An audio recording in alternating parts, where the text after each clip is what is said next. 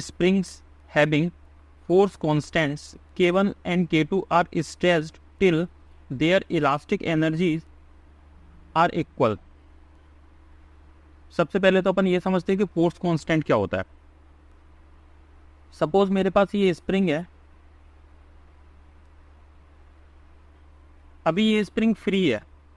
जब ये फ्री है तब मैंने सपोज इसकी लेंथ कंसिडर कर ली, कितनी है, डेट इज L. जैसे ही मैं इस स्प्रिंग पर एक मास हैंग कराता हूं, ये मास कितना है, ये वेट लग रहा है mg, that is equal to W. जैसे ही मैंने इस पे हैंग कराया, अब ये जो स्प्रिंग है, स्प्रिंग की कुछ लेंथ बढ़ जाएगी. मतलब अभी तक लेंथ कितनी थी, L थी. अब इसकी लेंथ कितनी हो जाएगी, इसकी लेंथ हो जाएगी कुछ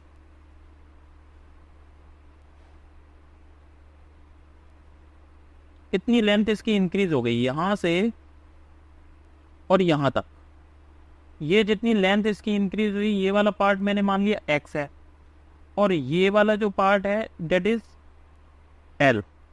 ओके. वेट कितना है, ये है वेट W. W वेट की वजह से इतना स्प्रिंग में डिफ्लेक्शन आ गया. तो ये x जो है डेट इज डिफ्लेक्शन.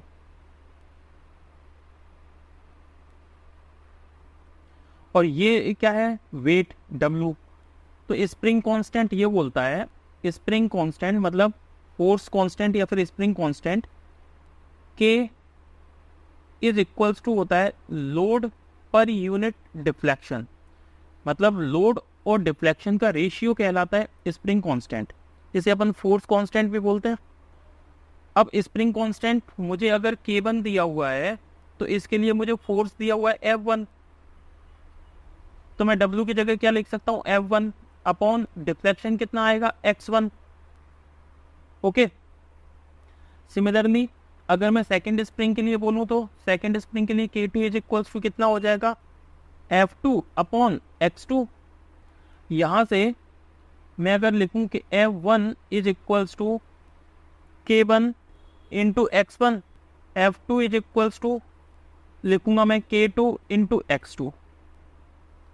और इन दोनों का अगर मैं रेशियो डिटरमाइन करूं, तो F1 upon F2 is equals to आएगा K1 x1 upon K2 x2. इसे मैं मान के चलता हूं इक्वेशन नंबर 1. यहां पर K1 और K2 तो ठीक है, लेकिन मुझे क्या x1 और x2 का रेशियो डिटरमाइन करना है. इसके लिए प्रॉब्लम ने दे रखा है कि energies are equal, elastic energies are equal. Elastic energy क्या होती है, इलास्टिक एनर्जी होती है पोटेंशियल एनर्जी. तो potential energy of the spring होती है, potential energy of the spring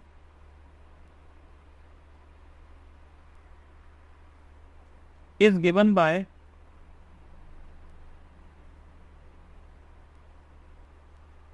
one by two K x square. मतलब स्प्रिंग कांस्टेंट इंटू एक्स मतलब डिफ्लेक्शन का स्क्वायर. इस स्प्रिंग कांस्टेंट को, ये जो K है, ये बहुत सारी बुक्स में जो डिफाइन किया गया है, इसे अपन बोलते हैं स्टिफनेस. स्टिफनेस. ओके. तो चाहे K बोलो, चाहे स्प्रिंग कांस्टेंट बोलो, या फिर फोर्स कांस्टेंट बोलो, या फिर स्टिफनेस बोलो, ये सभी इसी के नाम है. आगे देखिए, अगर पोटेंशियल एनर्जी ये है, तो उसने पोटेंशियल एनर्जी इक्वल बोली है. मतलब potential energy of first must be equal to potential energy of second. First की पोटेंशियल एनर्जी में लिख रहा हूँ 1/2 K1 x1 square is equals to 1/2 K2 into x2 का स्क्वायर. यहाँ 1/2 से 1/2 कैंसिल आउट हो गया. यहाँ से अगर मैं देखूँ तो x1 upon x2 is equals to आएगा K2 अपॉन K1 रूट के अंदर. राइट. मुझे x1 और x2 का रेशियो मुझे मिल गया. क्या इसकी वैल्यू मैं पुट कर रहा हूँ इस इक्वेशन नंबर 1 में, तो मुझे फोर्स का रेशियो मिल जाएगा. तो देखिए, फोर्स का ratio F1 upon F2 is equals to हो जाएगा K1 upon K2 into root के अंदर आएगा K2 upon K1 is equals to, इसे सॉल्व करेंगे तो रूट K1 से K1 कैंसिल आउट हो जाएगा, तो रूट K1 आ जाएगा. तो ये कितना बचेगा, रूट के अंदर k1 upon k2 means f1 ratio f2 is equals to आएगा root of k1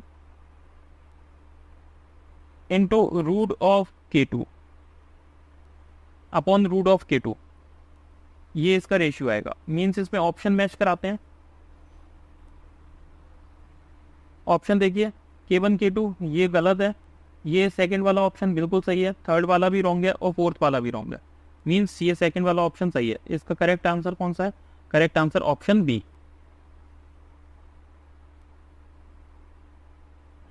okay, thank you.